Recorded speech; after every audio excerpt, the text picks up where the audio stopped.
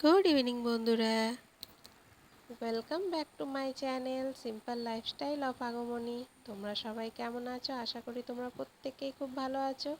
আমিও এখন অনেকটাই ভালো আছি, সুস্থ আছি, আর আমার ছোটো মেয়েও এখন অনেকটাই ভালো।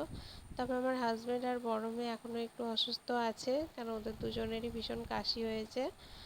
আর এ দেখো ঘর বাড়ির অবস্থা দেখো, বাড়িতে ছিলাম না, ঘর বাড়ি ভীষণই নোংরা হয়ে আছে।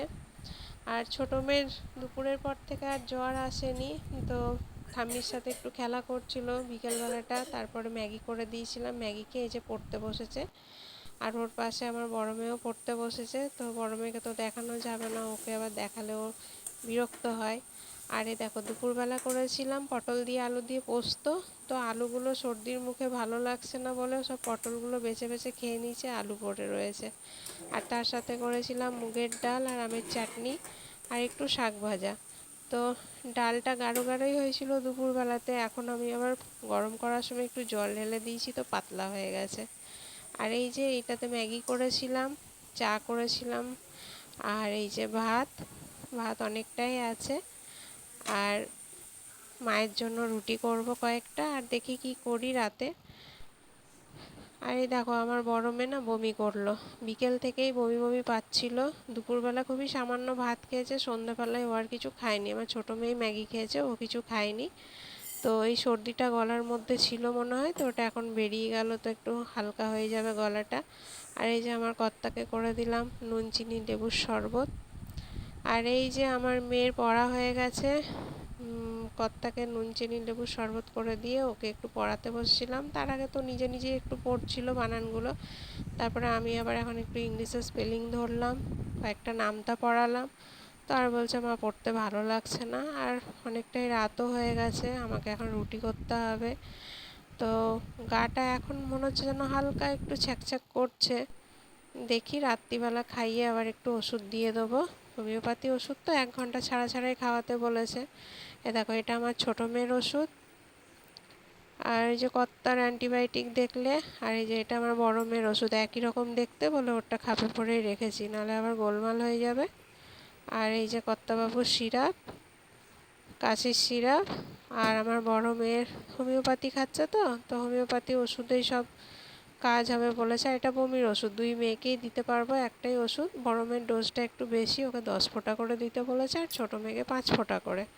তো আমার ছোটো মেয়ের তো এখন বমির প্রবলেমটা নেই, কমে গেছে অনেকটাই, কিন্তু বড় মেয়ের কাশির জন্য এখনও বমি পেয়ে যাচ্ছে। আর এই যে বড় মেয়েকে খেতে দিয়ে দিয়েছি, সন্ধ্যাবেলা কিছু খায়নি, খিদে পেয়ে গেছিলো, তো বললাম খেয়ে নে। তো খাচ্ছে, আর মা বসে টিভি দেখছে। আর এখন ঘড়িতে বাজে দেখো 10:45। আমার এখনও রুটি করতে আছে, আটাটা মেখে নিয়েছি, মেয়েকে খেতে দিয়ে আটাটা মেখেই একবার ঘরে গেছি ও ছোটো মেয়েকে দেখতে, তো কোলে চেপে পড়লো। আর এই যে আটা মেখে রেখেছি, মায়ের মতনই রুটি করবো, আর আমরা সবাই ভাত খাবো। আমার মেয়ে দুটো তো একদম রুটি খেতে চায় না, রুটি দিলেই ওদের অম্বল হয়ে যায়। আর এই দেখো মা রুটি দিয়ে খাবে বলে সুজি করেছি, আমরাও খাবো একটু করে। আর এই বেসনের বড়া, আলু সেদ্ধ মেখেছি, আর দিনের পোস্তটা বড় মেয়েকে অল্প দিয়েছিলাম, অল্প আছে। আর ডালটা তো পুরোটাই আছে, বড় মেয়ে ডাল খায়নি, সর্দিতে ওর ডাল দিয়ে ভাত খেতে ইচ্ছে করছে না। আর শুকনো লঙ্কা নেই, বাড়ন্ত হয়ে গেছে, তাই কাঁচা লঙ্কা ভেজে নিয়েছি কয়েকটা। এখন খাওয়া দাওয়া করতে বসে গেছে সব, বড় মেয়ের তো দেখলে আগেই খাওয়া হয়ে গেছে, আর মা সোফায় বসে এখন খাচ্ছে। আর আমার হাজব্যান্ডও খেয়ে এইমাত্রই উঠলো, আর এখন আমি ছোটো মেয়েকে খাওয়াচ্ছি। তো ও তো খেতে চাইছে না, জোর করেই খাওয়াচ্ছি অল্প। সন্ধেবেলা ম্যাগিটা খেয়েছিল, তাও পুরোটা খায়নি, 1 প্যাকেট ম্যাগি করেছিলাম, অর্ধেকটার একটু বেশি খেয়েছিল, সম্পূর্ণটা খায়নি। এখন বলো যদি একটু করে না খায় তাহলে শরীরটা তো দুর্বল হয়ে যাবে। ম্যাগিটা খেয়েছে তখন ঘড়িতে বাজে প্রায় হয়তো 6:30 মতো, আর এখন বেজে গেছে তোমার 10টা। 10টা না, সরি, এখন ঘড়িতে বাজে 10টা 25। তো এখন বলছি 2-4 বার খেয়ে নে, তো সে খেতে চাইছে না। মানে বমি বমি হলে যেরকম করে ওরকম করছে আর কি, মুখ দিয়ে খালি বার করে করে দিচ্ছে। কি করবো আর, খেয়ে নিক, যতটা খাই 2-4 বার জোর করে খাওয়াই, তারপরে আমিও খেয়ে নেব। আর বাবা ঘরের ভেতরে দেখো শুয়ে আছে, এখানে শোবে, বলছে গরম করছে। তো বাবাও এখানে মাদুর পেতে শোবে। আমাদের খাওয়া দাওয়া হলে এখানে শুতে আসবে। ঠিক আছে, চলো মেয়েকে খাইয়ে আমিও খেয়ে নিই, তারপরে আসছি। আমার খাওয়া দাওয়া কমপ্লিট, খাওয়া দাওয়া হয়ে গেছে, বাসনও গুছিয়ে রেখে দিয়েছি এঁঠো পুছে, হাত মুখ ধুয়ে চলে এসেছি। রাত্রিবেলাতে বাসন মাজি না, কেন তোমরা দেখেছো আমার ভিডিওতে, সকালবেলাতে বাইরেটাই বাসন মাজি কুয়োপাড়ের কাছে। তো কুয়োপাড়ের কাজটা ভালো আছে, তবু বাসন মাজতে ভয় করে, কেন কি আমাদের বাড়ির সামনে পুকুর আছে। তো ওই পুকুরে যে জল ধরা সাপগুলো থাকে, সাপগুলো আমাদের কুয়োপাড়ে চলে আসে। ওই সাপগুলোর যদিও বা বিষ নেই, তবু সাপ তো সাপই বলো, দেখলে তো ভয় করে। আর আমার চুলটা দেখো কি অবস্থা, চুলটা শ্যাম্পু করেছি তারাপীঠ থেকে এসে, তো সেই তখনই সুন্দর করে আঁচড়েছিলাম, তারপরে মাঝখানে একটা গোটা দিন চলে গেছে। তো আর আমার জ্বর ছাড়ানো হয়নি। মেয়েগুলোর ভীষণই শরীর খারাপ ছিল, কর্তারও শরীর খারাপ ছিল, তো আর চুলের কে যত্ন করে। তো যাই হোক, এখন মেয়েগুলো ওষুধ খেয়ে অনেকটাই ভালো আছে, ছোটো মেয়ে অনেকটাই ভালো, বড় মেয়ের একটু কাশির সমস্যার জন্য একটু কষ্ট পাচ্ছে ও, আর এমনিতে ওর টনসিলের প্রবলেম আছে বলে কাশি হলে ওর কষ্ট হয়।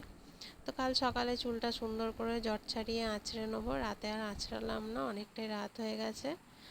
আর এই দেখো ওরা তিনজনে শুয়ে পড়েছে, ওরা খাটে শুচ্ছে আর আমি নিচে শোবো, একটু রিল্যাক্সভাবে শোক তিনজনে। আমার বড় মেয়ে তো ঠাকুমার কাছেই শয়, অনেক দিন ধরেই, যবে থেকে আমার ছোটো মেয়েটা পেটে এসেছে তবে থেকে ও ঠাম্মার কাছে শয়।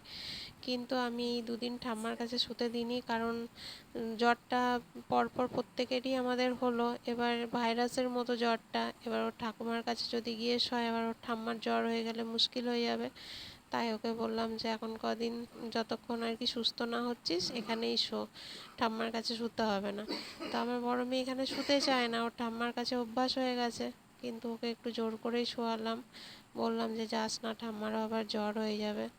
আর এই দেখো কর্তাকে সিরাপটা খাইয়ে দিলাম, সিরাপটা খেতে ভুলে গেছিলো। এবার ওরা তিনজনে শুয়ে পড়ছে, ওরা ওপরে ঘুমোক আর আমি নিচে শোবো। আমি নিচে বিছানা করে নিয়েছি, মাদুর পেতে নিয়েছি, বালিশ নিয়ে নিয়েছি, আর মাথাতে টেবিল ফ্যান নিয়ে নিয়েছি। আমার জানো তো মাথায় ভীষণ গরম করে, জানি না কেন, মাথাটায় যদি ফ্যান নিয়ে শুই না তাহলে খুব সুন্দর ঘুম হয়, আর না হলে না মাথাটা কেমন যেন আনচান আনচান করে, ভালো লাগে না। মাথায় ফ্যান লাগিয়ে শুলে ভীষণ আরাম পাই আমি। এ দেখো বালিশ নিয়ে নিয়েছি, মাদুর পেতে নিয়েছি, আর একটা পাশ বালিশও নিয়ে নিয়েছি, আমার ছোটো মেয়ের ছোট্ট পাশ বালিশটা। আর এই যে মাথার উপরে ফ্যান চলছে। আর জামা কাপড় আজকে অনেকটাই কেচেছি, এখনও 2-3 দিন মনে হয় আমার কাচতে লাগবে জামা কাপড়, এত জামা কাপড় জমে গেছে। বিয়ে বাড়িতে গিয়ে তো ওখানে ধরো একটা পরেছি একটা ছেড়েছি, আর এত গরম ছিল সব জামা কাপড় ঘাম ঘাম হয়ে গেছে, আর বিয়ে ঘরে কোথায় বা মেলবো, এত এত লোক, ছাদে জায়গা থাকলেও ধরো ছাদে ওঠা নামা কে আর মেলতে যায়, তো পড়েছি আর রেখেছি। তো এগুলো সব কাচতে হবে, এগুলো কাচতে আমার মোটামুটি 3 দিন তো লাগবেই। তারপরে আবার ঘর পরিষ্কারও করতে হবে, ঘরগুলো ভীষণ নোংরা হয়ে গেছে। ঠিক আছে বন্ধুরা, আজকের ভিডিওটা এখানেই শেষ করছি। সকলকে টাটা, গুড নাইট, শুভরাত্রি।